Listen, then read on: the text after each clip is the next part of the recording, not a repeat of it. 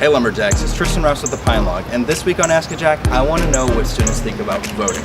I want to know their general opinion, I want to know if they voted in the very recent primaries, and I want to know if they're going to vote in the future.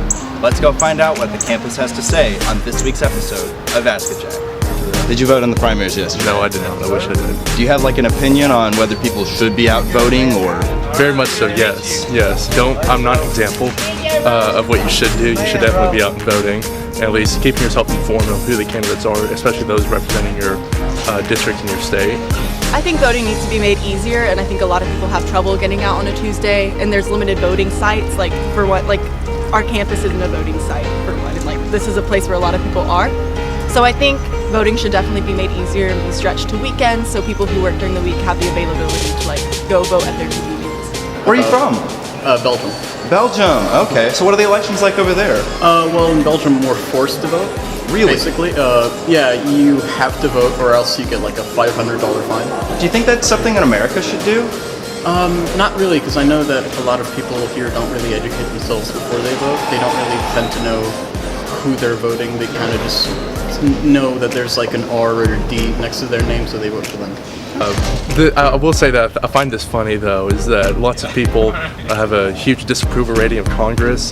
However, their own individual congressmen, they highly approve of. So I think that's very contradictory, and that just shows that people are uninformed when voting. I think it's good that we have the freedom to vote, and I should be voting, but I just think that with all the controversial issues that come with different candidates, it can be a lot of popular opinions can sway people from wanting to vote, or they can feel pressured to have to vote for a particular candidate that they don't actually want to vote for, and so they just end up not voting or voting for the person that they don't necessarily want. So personally, in my opinion, I think it's every American's duty to go vote, but that's more or less my personal view on the subject.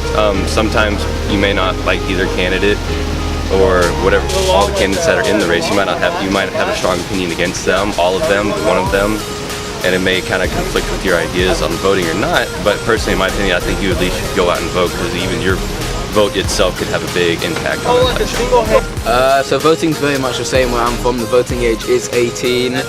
We have our general election, as we call it, every 5 years instead of every 4. You can vote in local elections, but it's the same as it is in America. People aren't really that bothered unless it's on a national scale, unless the media are covering it extensively. People aren't really bothered.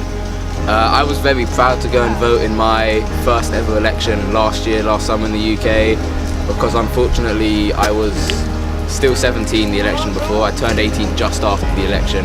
So last year was my first election. I was extremely excited to vote, because I think voting is something that we should never take for granted.